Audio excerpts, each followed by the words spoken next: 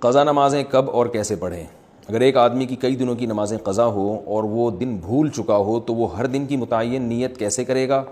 نیز وہ قضا نمازیں کن اوقات میں پڑھ سکتا ہے؟ یہ محمد صاحب نے کراچی سے پوچھا ہے۔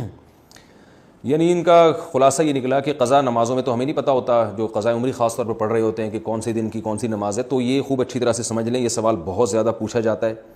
قضا عمری کیسے ادا کی جائے، اس کی نیت کیسے کی جائے؟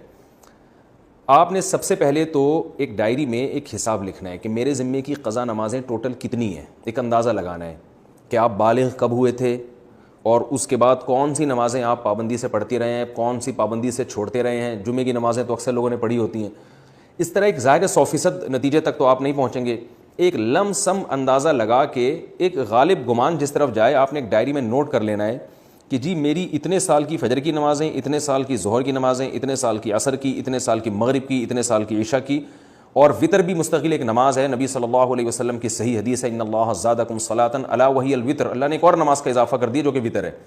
لیکن ظاہر ہے دوسری حدیثوں میں 5 نمازوں کو فرض قرار دیا گیا، تو اس سے پتہ چلتا ہے کہ وطر نہ تو 5 نمازوں جیسی فرض ہے اور نہ بالکل ایسی جیسے عام نوافل ہوتے ہیں۔